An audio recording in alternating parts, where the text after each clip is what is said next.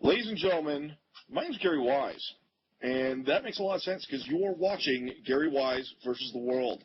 This is a show where each week we get together a bunch of like-minded individuals from around the poker world. We talk a little poker, we talk a little trash, we talk a little everything in between. This week we have something special going on. You may recognize some of these guys, or at least two of them, because one of them hasn't gotten any TV time whatsoever. Matt Jarvis.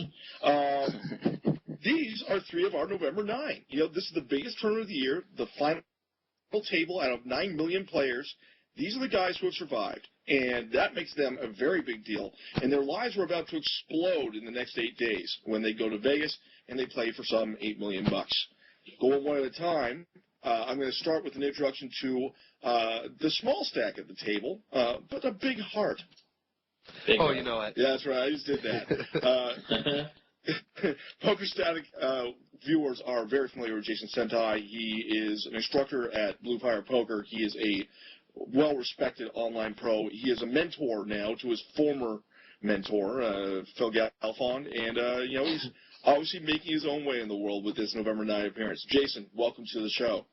Hey, thanks a lot for having me on. That's quite the introduction. Hopefully the big heart thing isn't referring to my physical size. If it's to the fact that I'm a nice guy, then I'm okay with it. No, it was a fat joke. Nice, I like it. No, Jason, you were at the doctor, so I'm a little bit worried about your, is the heart oversized? What's going on? You all right? Yeah, that is the problem. I'm taking some anti-kindness medication right now. No, I just have some kind of sinus infection. It's not that big of a deal. I probably wouldn't have even gone to the doctor for it, except that I probably should be healthy in a week. So just a fair warning, since you brought it up, I might cough, and I'll try and mute myself when I do and all that stuff. Sorry in advance to everybody out there. Try not to sneeze on the webcam if you can, okay? I'll do my best. With Jason out of the way, I am now very pleased, as a proud Canadian, to introduce our other two guests. One of them is our chip leader. I went and visited him a few weeks ago in Montreal. I found out that despite all that money he's won and all those chips he has, all he cares about is hockey. But, he's good for an adrenaline rush once in a while. And John Duhamel is going to get plenty of that with 65 million some chips at the final table. John, everyone's eyes are on you, especially right now because you're on the show. Welcome. Thank you. John is proudly sporting the Poker Stars gear. We decided to make this the Poker Stars show with Matt Jarvis fighting the good fight for the underrepresented Full Tilt Poker. Matt Jarvis, another Canadian. You folks may not know Matt because I've been watching the World Series, and I'm sure you have too, but he apparently didn't play this year. They just gave him a bye to the final table because he hasn't played any hands that I've seen. That said, we are still very interested to hear what this very affable, very charismatic, and very polite, because he's Canadian, gentleman has to say about the entire November 9 experience. Matt, welcome to the show. Hi, thanks for having me here. No problem. You'll notice that. Sorry, go ahead. Oh, I was gonna say, it's been a pretty crazy few months, that's for sure. And I talked to the guys of the World Series this year, and they said, you don't have to play at all. We're just going to put you at the final table. We want two Canadians, and, we'll put you right in the middle of the pack so it doesn't look too suspicious or anything, and, send you on in there. I was actually the same thing, but I'm very shy, so I said no thank you. Oh, well, I'm glad they talked to me next. Yeah, it was a Canuck thing. All right, guys, I want to get into the discussion because we have a lot to talk about. You have all been going through a lot over these last 3 months, and I'm going to hold off for 1 second because we have two of you disappeared on video. Oh, wow. Matt, while you and Matt were talking, Duhamel disappeared on me, too, and I couldn't even hear you guys. Yeah, that's going to happen sometimes. If it does happen, I apologize. But the good news is Wes loves to edit. Right now, he's cringing. He's absolutely cringing as I say that. All right, so let's get back to it. 3, 2, 1.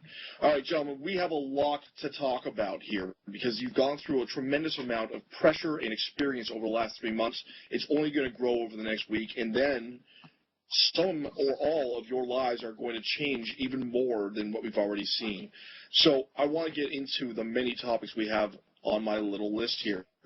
We're going to start with a section I call Memories of July. Obviously, you've talked a lot about what it took to get here. I don't want to linger too long, but let's start with Jason. how surreal was this experience? I know that you were sleep deprived. I know that you were exhausted. How much of this do you remember? Hey, I have to interrupt you. I didn't catch a single word of any of that. It just completely cut out, and I got nothing I heard. Let's start with Jason, and then it was gone. Okay. Sorry. 3, 2, 1. Let's start with Jason. Jason, how surreal was this experience? Can you remember anything that happened? I know you were exhausted and, only going on adrenaline. Yeah, it's a really weird thing looking back on it. I remember a fair amount, and I feel like I remember it pretty clearly, but the weird thing about it is it really is starting to feel like it was like 2 years ago or something. I don't know if you guys have had the same experience, but now after 4 months, it feels like it was so long ago, and I really become aware of that when I watch the broadcast on ESPN. When I watch on ESPN, I just cannot believe that was only a few months ago and that we're finally going to go out and play that final table. So they're definitely good or / surreal memories for sure, but they feel pretty separated from reality at this point. Jarvis, I saw you nodding your head. For sure. I'm in like the exact same boat. Yeah, it seems like it's so long ago, and July I pretty much took off to Mexico, but other than Mexico for a week and like doing nothing, that's basically all I remember. Just partying and lots of friends kind of coming congratulating me, and yeah, it's been a pretty crazy few months. It seemed like a few years, so I definitely agree with what Jason said. Okay, now, despite the fact that the two of you are feeling that way, Duhamel's the guy who everybody has kind of treated as the world champion for the last 3.5 months. That's kind of the way this works, For 3.5 months, the chip leader is the ambassador to the poker world. So, Duhamel, how often have you spoken about your journey? Have you stopped talking about it? I talk about it all the time. I have people calling me like almost all day to know like what's going on. Are you the champion and stuff like that? But I mean, nothing's done yet. There's so many poker to be played. It's so far away at the same time. So it's kind of a weird feeling. People telling you chip leader, you almost won it so far. But I don't know, it's kind of a weird feeling. But just looking forward to go there and play. But it's far from over, so it's gonna be a lot of fun. That's for sure. All right, I'm going to move on from that. It's a nice, quick wrap-up of the past. We're looking towards the future now. But we're going to look at the experience that people didn't get to see on TV. One thing that I see at the World Series of Poker these days, in the late days of play, is the agents. They are a mob. I saw people being signed 15 minutes into day 1A this year. If there was a cute girl wandering the hallways and she was playing in the main event, she was getting signed. Can you guys tell me a little bit about that mob? How quickly, let's start with Matt, how quickly were you approached for representation throughout this process? I got talked to on day 5. I played the bubble pretty well and moved from being about an average stack up to one of the top 5 chip leaders from I think beginning of day 5, and that's when I got approached and went with full tilt. No, that was full tilt. Were you approached by an agent before you were approached by the websites? Exactly. I was approached by an agent who was basically representing Full Tilt at that time. He didn't work for Full Tilt, but he's an agent who works for his company, and he was I guess his deal was through Full Tilt. How many times were you approached throughout the entire from day 5 through day 8? I actually never got approached in person. A few people have kind of talked to my sister, who was on the sidelines, and were kind of asking about me and stuff. And I ended up getting some messages sent to Facebook that I ended up meeting with someone in the morning before day 5 and signed then. But that's basically how it went for me. John, I know that you have local representation. Was that an agreement that you reached early on, or did they approach you after day 8 finished? How did you create that connection? Well, the thing is, a couple of guys approached me, like I think it was on day 5, guys from Full Tilt, but I was already with Stars. But then for me, what I wanted was a guy from Quebec. I don't know why, but I wanted like French people to be with me. I knew a couple of friends who I knew could do the job, and so basically we just spoke after day 8 and set up a deal with that, and it was just fine like that. Went like pretty easy actually. So John, Yes. Tell me, why was it important to you to have Quebecois representation? Well, I don't know. I think a lot of people actually like come from London who were approaching me, but I kind of wanted like a real close approach. Being able to be with my friends, it's kind of a big deal for me. It's kind of more human that way, and just I don't know. For me, it was very important for me. And so basically, two guys approaches me, which like I already knew them pretty well, and I knew they would do the job, and just wanted the best for me. So for me, it was an easy decision. Have your agents? We'll stay with John for a second. Have your agents gotten you all the opportunities that you had hoped for? I think when the November 9 was originally created, a big selling point was the players will get a chance to make, up to $250,000 just in endorsements alone. I don't know that lofty goal has been reached. Well, the thing is kind of different for me because I was with the Stars before the start of the tournament, so the deal is kind of different because of that. But they're working like 12 hours a day on that, so I mean, I know they're working very hard, and I'm very happy about that. Anyways, I know they're doing the best for me, and I've done like so many things that I want to do, with being the chip leader of the November 9, so I'm pretty happy about it. Just to educate the viewers, why were you with PokerStars before that? Well, they got a deal actually that you can sign before the tournament. Everybody could sign it, and basically what they give a couple of things, but the main thing was if you make just money finish in the main event, they gave you a PCA package which was worth $15,000. So I mean, if you make the money finish on the WSOP, instead of making $20,000, you ended up making $35,000, which was like pretty interesting. So that's why I decided with a couple of friends we talked about that, and we found it was a very good deal. So all of us, we all signed before the start of the tournament. Matt, have you gotten the kind of endorsement opportunities that you were expecting to out of this? Yeah, I think so. Like I've had a lot of offers, and nothing's quite as big as maybe I thought it might have been, just because of the fact that I really haven't got the coverage that I was hoping for. But recently I've had a couple magazine front covers, and I just signed a deal with my local casino, Edgewater, downtown Vancouver, and they've been taking really good care of me ever since I came back. Threw a huge big party for me, and I almost signed the same deal that Jonathan Duhamel did, with PokerStars actually starting the tournaments. I heard about the PCA package, and it was kind of intriguing to me, and a few of my friends actually did do it, and I said, I heard that you didn't really make money at feature tables, so I'm like, you know what, I'm gambling it up. I think I'm going deep this year, let's do this. So the eggs in a basket approach. That's right. You betcha. Eggs right in the basket. Nice. It's worked out okay. All right, so we had a slight technical glitch with Jason. He's back, so I'm going to ask him quickly the questions that I've already asked the other gentleman. Jason, how quickly were you approached about representation? Were you talked about signing the PCA deal for cashing? Did you do the same thing, or did you wait a little longer? No, I didn't. I didn't sign anything until there was like 100 players left before I finally signed something.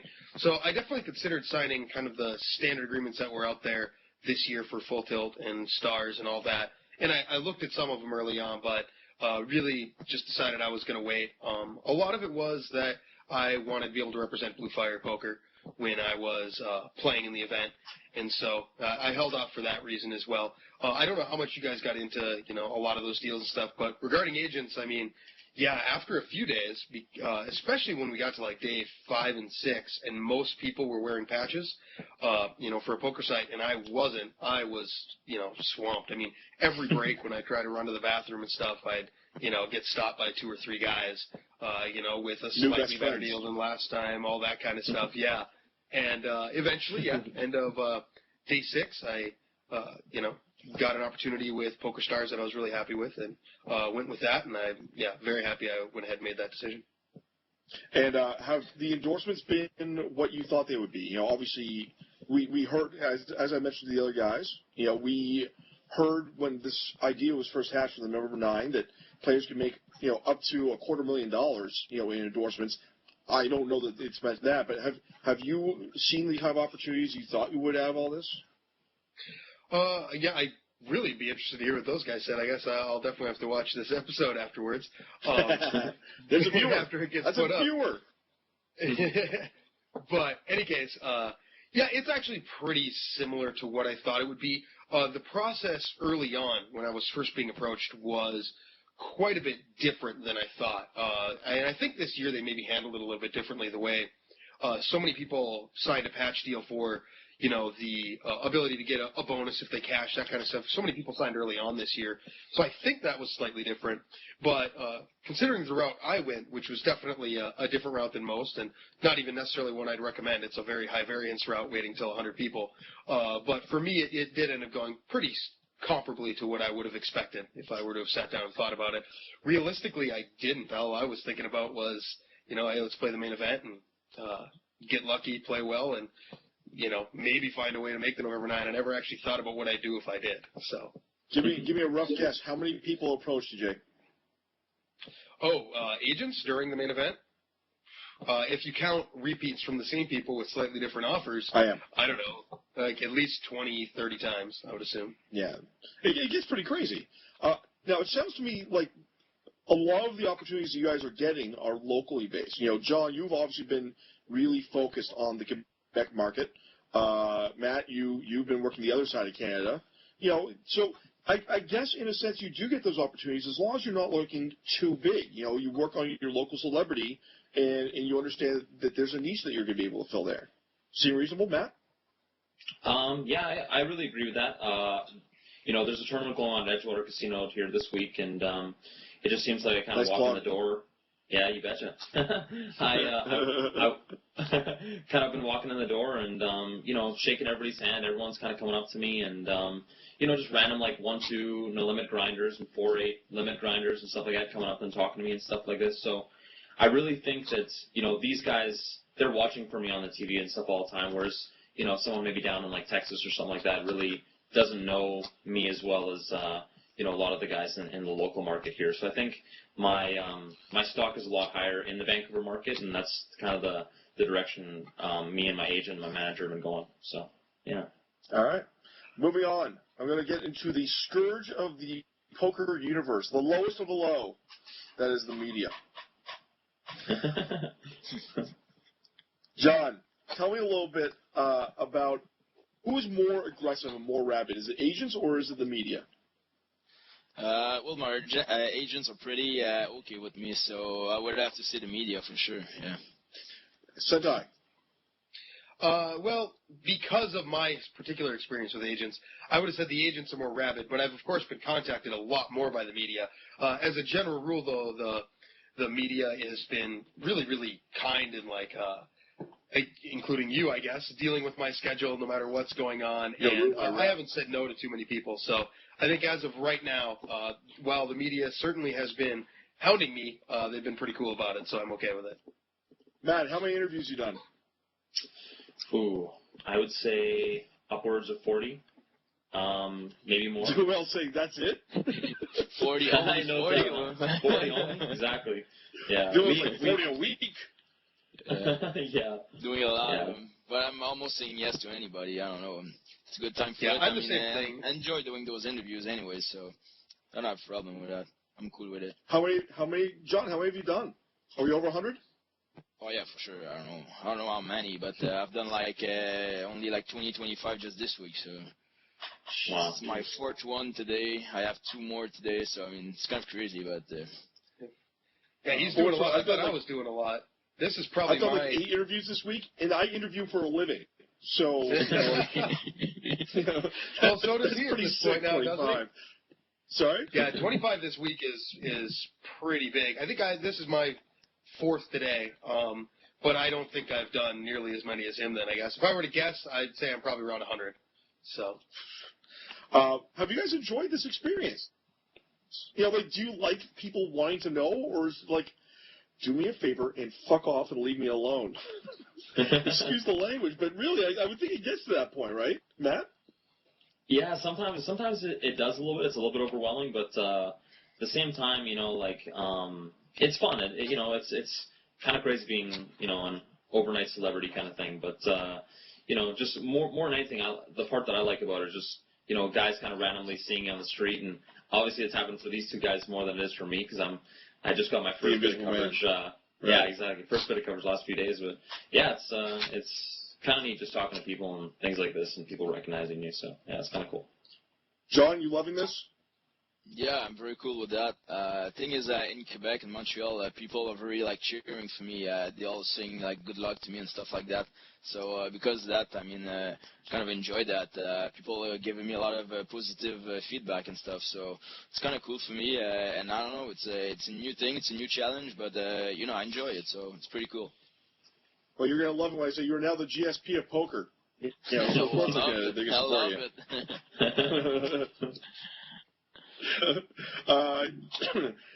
Jason, we look at a guy like Peter Eastgate, who a year after he won the championship, he retired from the game. He left the spotlight. This week, I actually tried to get in touch with him, and despite the fact that he and I are friendly, he said, what, I thank you, but I really just don't want to do this anymore. Could you see this becoming too much for someone to bear? I could definitely see it becoming too much for some people. It just depends a lot on your personality type and, how much you want to be involved in the media and poker itself. I mean, if he really backed off from the game, I completely understand that. For me, I generally enjoy interviewing. It's certainly not too much in the way of work. The hardest part is scheduling. So regarding all that, I don't see that ever becoming an issue for me. I enjoy it. A little bit of a talker anyway, as it is. The hardest thing is sometimes, it can be a little overwhelming with scheduling. Nice.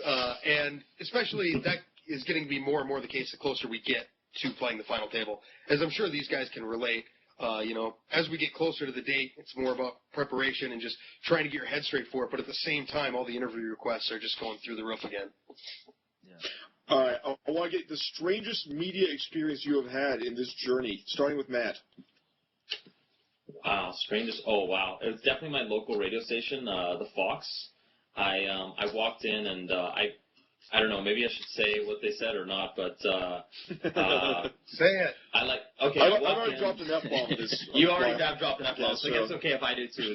I walked in, look at this fucking guy. What is he doing? Like late in traffic and stuff. All this bullshit he's trying to feed us, and they went on to talk about how how there's poker groupies and sluts and stuff, and sorry, I'm dropping everything right now, but this is what they said. I'd never met these guys before in my life, and I walk in the studio and they're just going crazy. It was honestly like the Vancouver's version of the Howard Stern show, and they were just going off on me. I'm surprised they didn't I don't even, let's leave it there. I'm not sure, but they went pretty crazy walking in that studio. So yeah. I'm glad we left it there before it got indecent. Jason, how about you?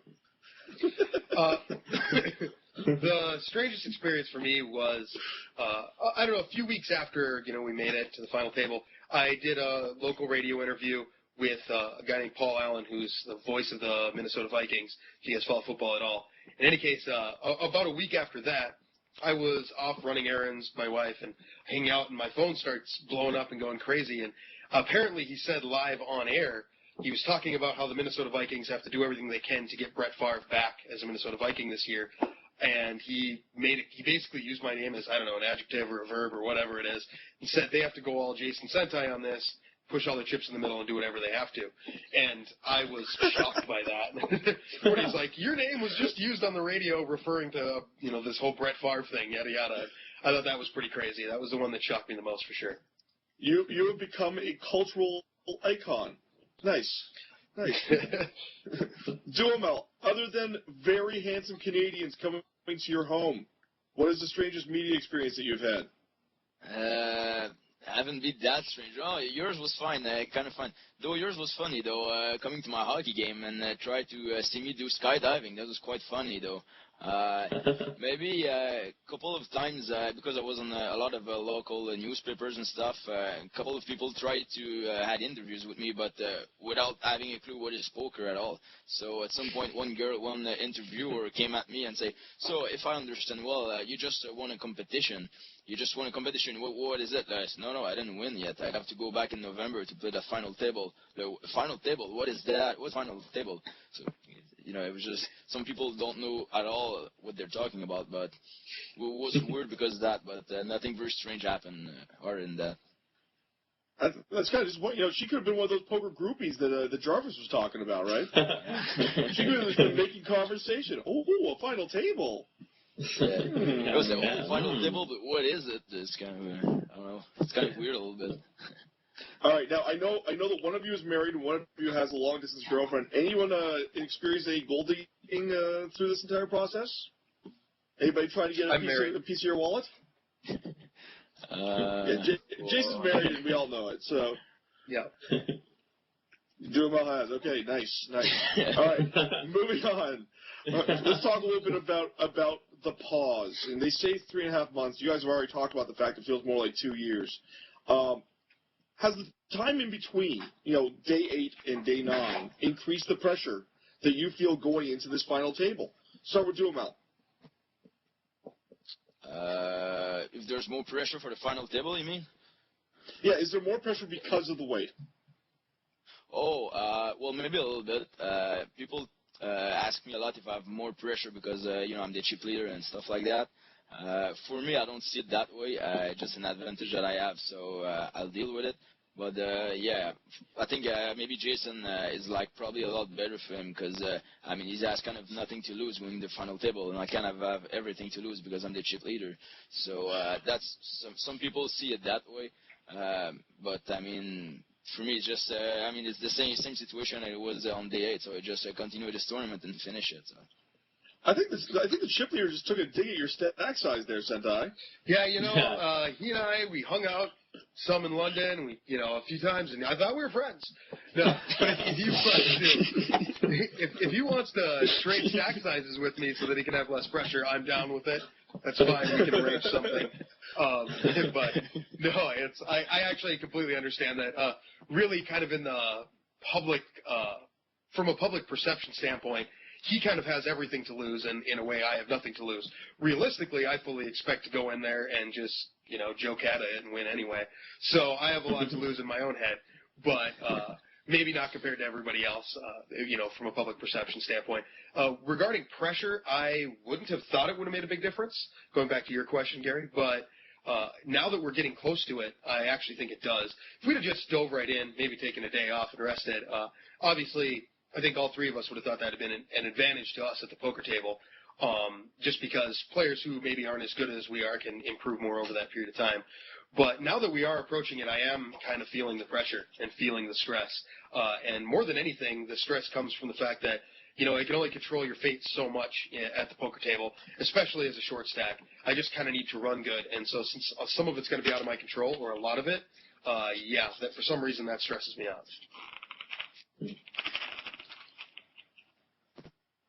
Hello? Hello? Hello? Hello? Testing. Oh, I see. Hey, I'm here. Yeah, I can hear you, Gary. 1 second. Yeah. This guy's been trying to crawl onto my chair. It's been a bit of a distraction. I There we apologize. go. Bring him in this interview. Let's go. All right. I know I talk a while, but I didn't know it got so boring to the point that you just had to play with your dog instead. You can see that while I on the bed, and apparently my booming voice woke him up. Wes, are you there right now? Yeah, what's up? Right now, I'm getting no video on any of the guys, and I just wanted to make sure that we were okay before I continue the conversation. I see everyone just fine. You lagged out for a little bit, so I think it's just isolated to you. Okay. Yeah, I see everybody. Okay. All right, so I'll keep on going then.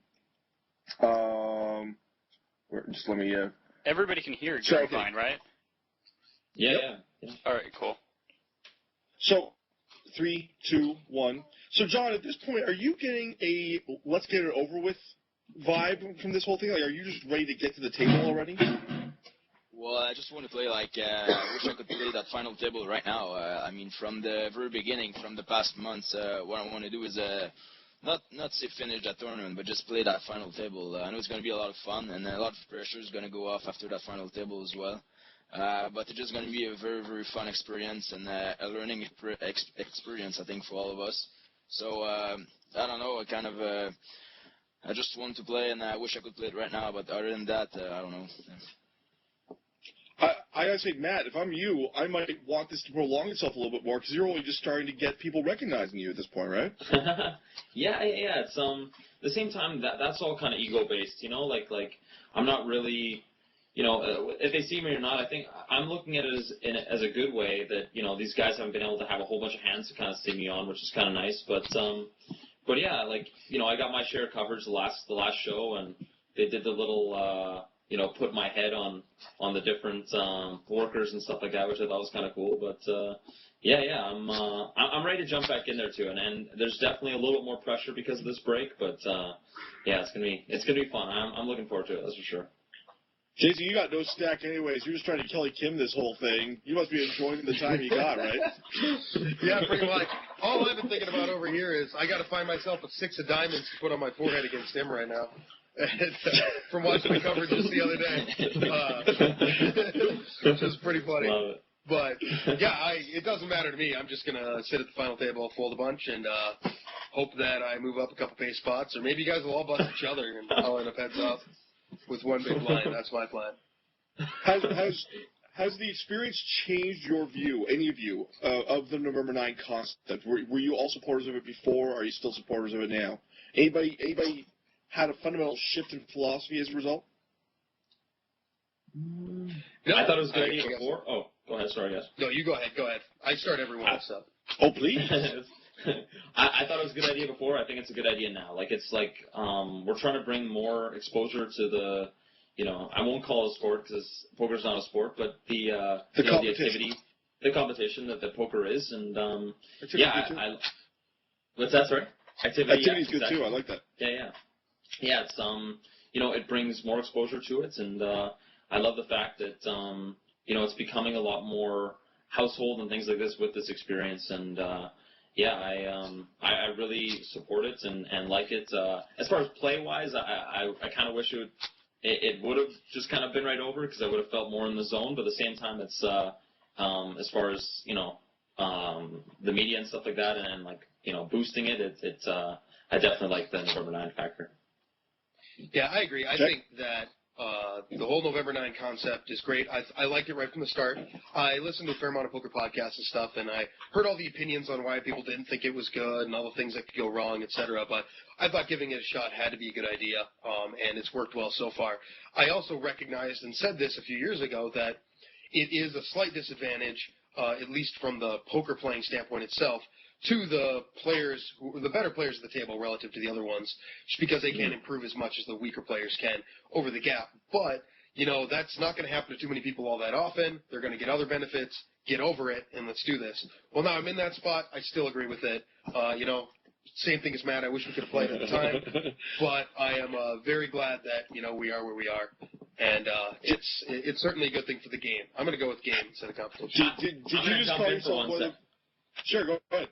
I was gonna say, well, you know, for me and Duhamel, you know, like we're the weaker players, so we gotta like kind of take the benefits of it. But Senti, you know, like it's really hurt. It's really hurt his chances. You know?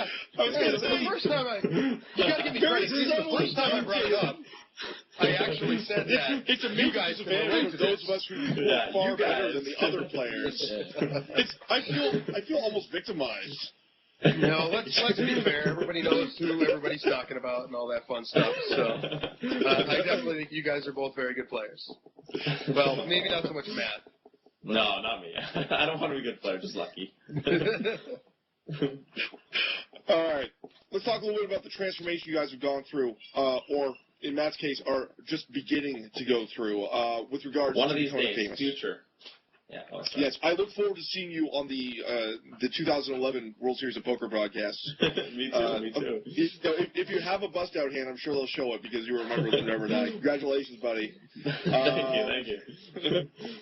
Yeah, I think they'll just blur my face on the November 9 final table. I think there's going to be like one of those like blur face right through me. So, blur face, and maybe they'll call you Player X and make it an Player X. Player X was that November last year, got knocked out, just like my ex-wife. Yeah, one of those. Exactly. I know I'm supposed to be ripping on you guys, but I wanted to say really quick, it actually really is too bad they haven't shown Matt more. Because, like, everything I've heard about you and, like, you know, read, because obviously we've read about each other's stuff, it's like a really good story. Or, you know, your story's great and you're a likable personality. I have no idea why they haven't shown you more. I'm not, you know, I'm happy with the ESPN broadcast, but I really don't understand what's going on with it at all. It's all good. I just want to keep Norman away from my sister. That's the one thing I got to make sure I do. I don't know if you guys heard that, but wow. Oh, yeah. You commented on it about a bunch of times. If he gets there, buddy, stay away. If he gets there, it'll be for a maximum of 2 or 3 years. You know? yeah, for sure, exactly. He'll move on eventually, so. Yeah, in the meantime, family dinners will be fun. Yeah, for sure. enough macking on Matt's sister. I just got married. Oh, okay, nice. Congratulations. Thank you. I got my bling on and all that. And I wore this at the wedding. Yeah, that's right. All right. Tell me about becoming famous. John, you've mentioned that people are giving you support and they're recognizing you on the streets of Quebec. You know, this is something you can never go back from. You know, once you're famous, you are famous. And there's, you know, some would argue that there is certainly a price to pay. Do you feel like you are famous right now? Well, in Quebec, definitely I am. I'm not sure about like in North America and stuff like that, but in Montreal and Quebec, yes, I am. I've done like almost all the cover of all the newspapers, and I've done all the radio shows out there. People are not used to have like one big star internationally like that, so. They you were talking about GSP, you know, it's kind of a little bit of the same thing. It's not as big as that for sure, but it's kind of starting to be a little bit that way. But I don't know, for me, I have no problem with that. It's just a fun experience for me. I have a lot of fun doing that, so hopefully it continues. No, I understand what you mean, though, because, you know, people start to identify with you on a regional basis. You know, you become a representative of them by nature of your common ground. You know, so of course a French Canadian is going to see a French Canadian at the final table and say, "Zut alors, we are going to win." You know, that was my French accent. Pretty good, huh? You know, Matt. Zut alors, that's from my 4th grade French education, folks. Matt, I've joked about your experiencing this lesson. Of course, there are other cracks being made about your sister being more famous than you are. But seriously, are people in Vancouver latching on to you? Yeah, definitely. It's you know, I just went to my mom's school. It's her 60th birthday today, so we went up to her class, and I went in and signed autographs for every single one of her like 26 students or whatever, and they're all like just, you know, so cute. And I would say I can understand Jonathan's experience is a lot higher than mine. I know I have some French Canadian friends, and they're all like just so supportive of each other and everything else. And I think he's like the big deal, and I think I'm like in the middle section. So yeah, it's still cool. I like the experience. Jason, are you like the Midwest representative? Is that the way? No, I'm just you're short stack. Nobody being... cares. Oh no, but I care about you're the best player at the you. table. You're certainly the best player at the table from what I've heard of this broadcast, so it's all good. Yeah, well, pretty much, you know how it is. Actually, I'd be quite surprised if the vast majority of the people at the table didn't think they were the best player at the table. All that said, yeah, I guess I'm kind of the Midwest representative. I've certainly gotten a lot of attention, especially because I'm from North Dakota originally and then live in Minnesota. And, you know, similar to what, you know, Jonathan's talking about, there aren't a lot of huge stories that come out of this area of the country, so I've got maybe a little more attention than I would have if I were from somewhere else, you know, somewhere a little more bustling than Minnesota. But it's been fun for sure. I don't feel like it's real, like, instant celebrity, kind of like you said. Like, when you asked John if he feels like he's famous, I wouldn't say that at this point, but it's certainly a lot more attention than I'm used to. Is there anything that you guys have found that you are not enjoying about the experience? You know, we touched earlier on people wanting a piece of your time, maybe even a piece of you. You know, people who aren't that familiar to you and who suddenly feel like they know you and they act accordingly. Are you experiencing any of that, Jason? No, not that bad actually. You know, like I said, we've of course had a lot of requests for media and things like that, but I haven't really had a bunch of family and friends or people I don't really know or knew a long time ago hit me up looking for anything from me. I think I'm fortunate enough that most people in my life are really good people, and most everybody's just really excited for me. And I'm very pumped to have a big crew out in Vegas rooting for me, and I hope not to disappoint. Have you guys? It seems from this webcast at least, like the answer is pretty obvious. Have you guys developed a kinship with one another because of the joint experience of growing through this tournament and through this process and becoming, going through these changes in your lives that you can relate to one another with? I thought so till this interview. Oh. I'm Yeah, right. Put the gloves on now. This is early prep for in a week, right? I'm going to be bobbing and weaving with 15 big blinds. Look out. You know it. Seriously, okay, so Matt, seriously, a year from now, when you see any of the other 8 guys at this final table, are you going to still be like, that's my guy? That's a guy who I went through this war with. Yeah, I think there's I've talked about this before in other interviews where I just think that we kind of all have this bond and experience that we kind of have shared together now, and we're one of 27 in a group so far, but I think more importantly one of 9 that really kind of experienced this one same thing together in the same year, and it's gonna be tough to ever walk in a poker room and see one of the other guys without like going up and saying, hey, how's it going, just tell me what's happened in your life and that kind of stuff. And yeah, everyone's a really good guy at the table. I think I've seen everybody since, and it's I don't know, we're fortunate to have such a great group of guys, except for Jason, that is, who just wants to throw the gloves on with me. But no, he's a really good guy. Yeah, it's fun. No, I have to agree with all that. I remember that Sunday right after we made it. We sleep for 2 hours or whatever, and we all met up in this really fancy suite, and there was like these ice sculptures and sushi laid out and all this stuff. And I actually remember walking in there, and maybe part of it was the sleep deprivation, but I'm a big softie, and I felt like instantly, a connection with everybody there, and like really just kind of wanted to wander around and give hugs. So I think we'll always be there a little bit, and certainly in the poker room, that kind of thing. I'll definitely always wander up and say hi to everybody, and hopefully we all keep in touch somewhat, depending on whether or not too much bad blood comes from the actual play, but I kind of doubt it. We're all poker players. We get it. John. This is true. John, is this a case of small stacks trying to milk every ounce of emotion out of this experience that they can while you walk around stomping on them? No. The same way? I do agree with what they said. Because we're all sharing that experience at the same time also. It's just an amazing experience for all of us, and we're all, we're all having it. So, for me, for sure, if I see him in a card room or anywhere, for sure, I'll go and say hi and have a little talk with him. Those guys are becoming my friends. Maybe not in a week, but obviously they're very good guys, and they're becoming my friends. So, I think we're becoming like a little crew, all of us together, because we're all experiencing at the same time all together. It's just a cool experience, and they're very cool guys. So. We'll keep in touch, that's for sure. Yeah. Matt, I'm in the middle of watching the most recent episodes where you actually got to be seen. And they spent about 2 minutes talking about you as a semi-professional who doesn't know if you're going forward with your professional career or not. First of all, by day 8, had you decided that you were now a full-time poker player? And if not, have you decided since then? I don't know if I'd say that I've decided since then, too. Like, poker's kind of always been a thing for me that, I love playing, but I didn't see myself doing my whole life. I felt that, I've always kind of had a thing for, wanting to be involved in business, real estate, things like this, and I love poker. I love the competitive aspect of it, but, it's starting to make me push towards maybe this, but I still consider myself maybe like semi-pro, more like at best, but eventually I think maybe after the year I'll make that decision and maybe decide to go pro after the year's over. Jason, you're obviously always a professional player. You've been doing this for a while. But does this experience change your approach to it? Like for example, do you now, with the TV exposure you've gotten here, start trying to focus a little bit more on the TV exposure side of things and the sponsorship and the opportunities that come with that, or are you just going to keep on trucking the way you have been?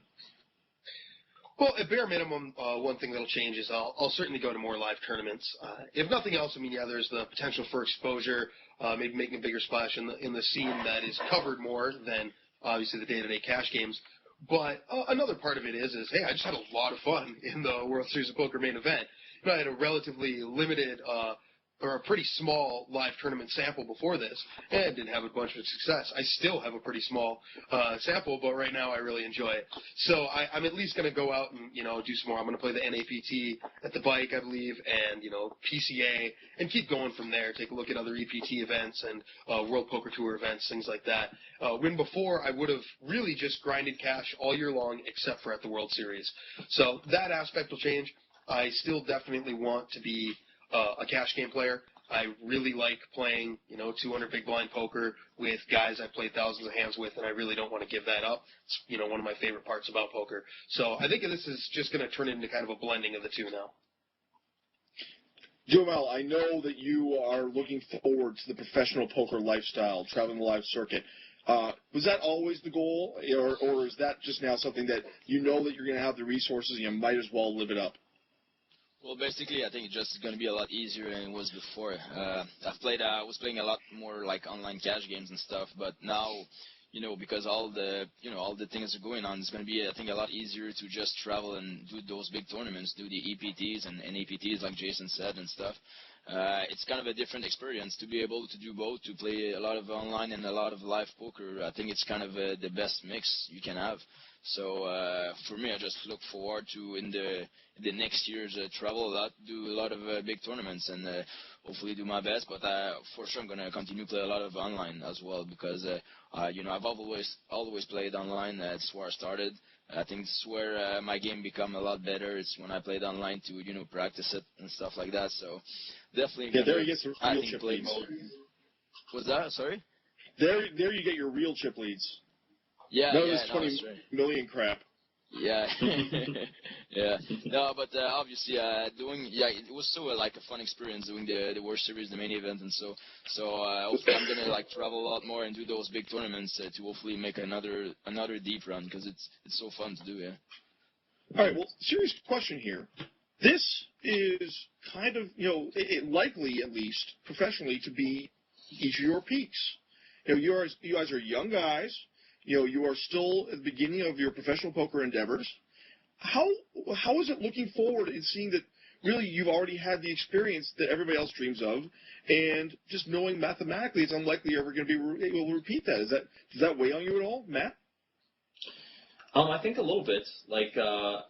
This is people have asked me, what does it feel like right now and things like this, and it is great that I'm doing it at 26, but at the same time I still see myself having other deep experiences. This is like the deepest experience in the deepest tournament, or in the biggest tournaments, and it's basically like the Super Bowl of poker, and it's pretty fun. So to almost think that this might not happen again is a little saddening at times, but there's other tournaments and there's other, it's one of these things where you get a deep run and you just crave it. You just crave it again, and you just really can't wait for the next experience to be like this. So it's almost like motivation for you for the next time. So, yeah. How are you, Jason? Yeah, I mean, the one way to look at it certainly is that, hey, this is probably the peak of our career. And I have actually thought about it in terms of, I probably have run as good as I maybe ever will in a tournament again, just because of how big the main event is. It's so many people. The fact that, it's the one tournament that if you're going to run good, make a deep run in, it's the one you want to do. So I've thought about that, but really what I take away from it is, I'm a pretty lucky guy more than anything. I don't necessarily have to accomplish the exact same thing in the same tournament again, or anything bigger if it ever does exist. I'm pretty happy that I've, gotten to this point. I'm certainly going to try and, keep making deep runs in a lot of tournaments, but either way, I'm pretty satisfied with how things are going for me. Duhamel, you're the adrenaline junkie. After this, what the hell are you going to have to do in order to get your rush on? Well, do it again. I use it as a motivation, for the next tournaments. When you do it one time, the only thing you want is do it again. For me, just go there and I want to do it again, do another tournament, and try to make a deep run once again. So it's just motivation for me. All right, gentlemen. Well, we are getting down to closing up time. You guys have been great. Before we actually wrap this thing up, I want to give each of you the opportunity that you were promised to pimp all that you can pimp. We're going to start with the best player in the smallest stack, Jason Senti. Jason, tell us all the things that you are representing and all the things you are selling and all the places people can find you online. Okay, I make training videos at bluefirepoker.com. My blog's also there. Check it out. I have a website, jasonsenti.com or pbjacks.com. Check out content at pokerstatic.com. I do a strategy video with Phil Galfond. It's good stuff. If nothing else, you can hear him talk, and then I'll ramble on occasion in between. And then, of course, you can find me playing under the screen name pbjacks at pokerstars.net. Very nice. Matt Jarvis, tell us all the things that you are pimping. Well, I just signed a deal with, like I said, Edgewater Casino out here in Vancouver. They're redoing it, and it's going to be huge in 2013, and I'm looking forward to be part of that for the next few years. Also, you can. A website of mine is just kind of under construction, but it's starting to get there. JarvisPoker.com, and you can also add me at Matt Jarvis Poker on Twitter or Matt Kevin Jarvis on Facebook, and it'll be no problem to add you. And Matt, is your sister sponsored by anybody? No, she's not, and you watch it there, buddy. But no, she's got big things to come for her too. That she's a pretty amazing girl. Great. And Jonathan Duhamel, tell us. Yeah, so you can go to my new website, johnduhamel.com. Other than that, I'm on Facebook, Jonathan Duhamel. I'm on Twitter also, Jonathan Duhamel as well. And, other than that, you can find me on PokerStars. I always play those tournaments and cash games there, so meet us there. See you there. Yeah. And with that, I realize that Gary has been anglicizing and mispronouncing John's last name for the last 4 months. Fantastic. Guys, thank you so much for coming on. Sorry, say again? I'm sorry. I got one more plug. Oh, sorry, good. guys. My F-Tops event is on November 19th, and it's a $200 six max, and I'd love for you to come join me there or join me at Full Tilt on any of the PLO cash that I'll be playing. So, yeah. Thank you. All right. Last thing, guys, give us your Twitter feed so that we can get some people following you. Now, I'm PBJax. It's PBJAXX. Matt? And mine is Matt Jarvis Poker. Just as it's spelled. Duhamel? Mine is Jonathan Duhamel in one word, and I'm becoming a Twitter geek pretty much, so I'm running like 12 things a day, so I've got a lot of things to say out there. Yeah, I tweeted my wedding up till about half an hour before the ceremony. It started to get a little bit bad, Yeah, I was watching it's like I was there. There you go. That was the idea. Yeah. Yeah, but you missed the real party afterwards. Yeah. Yeah, that's looks right. like it. Holy. That's right. I was wearing this for the dance portion. Folks, my Twitter feed is GaryWise1, GaryWise1. You should definitely be following that, as well as checking out my articles at ESPN.com and a sort of other outlets, and checking out Gary Wise versus the World here on Poker Static. Guys, thank you very much. Regardless of the hat, it's been a really fun episode. Yes, it has. Thanks a lot, guys. Yeah. Thank you guys. See you in a week in Vegas. Oh, Yeah, I'll see you guys soon. One last plug. Everybody should watch the World Series of Poker on ESPN because these guys, all very, very likable fellas, could easily be changing their lives in the next week, and it'll be a hell of a show. Guys, thanks very much. For Gary Wise versus the World and Poker Static, I'm Gary Wise. Peace out.